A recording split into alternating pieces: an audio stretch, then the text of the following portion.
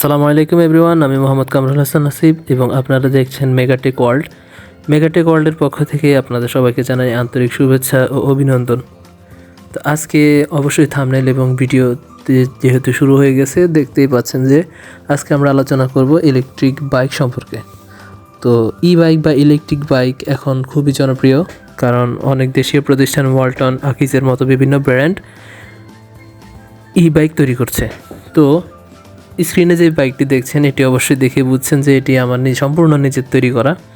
তো এই বাইকটা আমি 1 বছর 3 মাসের মতো ব্যবহার করেছি। তো আজকে আমি সেই অভিজ্ঞতাটাই আপনাদের সাথে শেয়ার করব। আগে আমি বলে নিই এই বাইকটাতে আমি কি ম্যাটেরিয়ালস ইউজ করেছিলাম। এই বাইকটিতে আমি ব্যবহার করেছিলাম 750 ওয়াটের একটি মোটর। এটা হচ্ছে BLDC motor, brushless DC motor. এটি ছিল 750 ওয়াটের এবং এর আমি পুরাতন কিনেছিলাম ভাঙ্গারির দোকান থেকে। দাম নিয়েছিল 1500 টাকা। এরপর এটাতে ব্যবহার করেছি নতুন এক সেট 12 ভোল্ট 30 অ্যাম্পিয়ারের ব্যাটারি, যেটার দাম নিয়েছিল আমার কাছ থেকে 8000 টাকার মতো।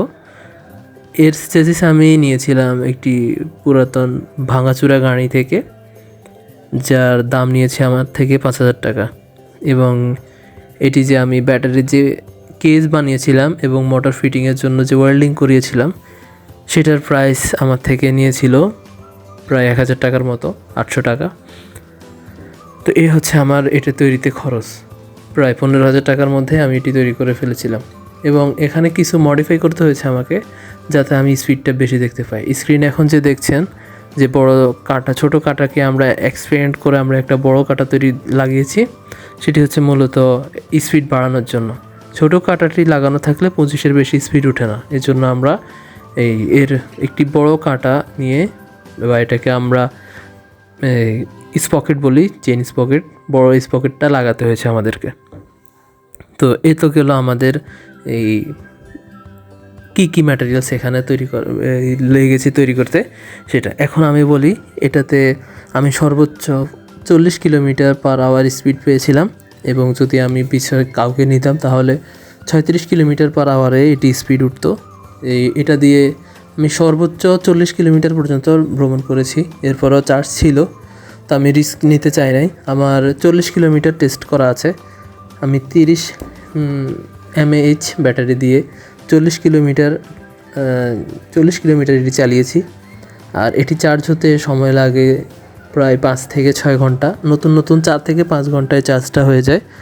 আর হচ্ছে এটি চার্জ হতে 1 ইউনিট কারেন্ট লাগে, অর্থাৎ 1 কিলোওয়াট আওয়ার।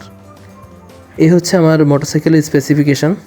এখন আমরা দেখব যে একটি মোটরসাইকেলের এই কীরকম আমাদের ক্যাপাসিটি লাগে ব্যাটারির, যাতে আমরা বুঝতে পারি যে এখানে আমি 40 কিলোমিটার পেয়েছিলাম, ধরেন হচ্ছে 30 অ্যাম্পিয়ার আওয়ারে। 30 অ্যাম্পিয়ার আওয়ারে আমি 40 কিলোমিটার পেয়েছিলাম। তো আপনাদের যদি রান টাইম, অর্থাৎ যদি আপনাদের এই ভ্রমণের দূরত্বটা এক জায়গা থেকে আরেক জায়গায় দূরত্বটা বেশি হয়, সেক্ষেত্রে আপনারা কত অ্যাম্পিয়ার আওয়ারের ব্যাটারি লাগাবেন সেটির একটা হিসাব এখন আপনাদেরকে আমি দেখিয়ে দিচ্ছি।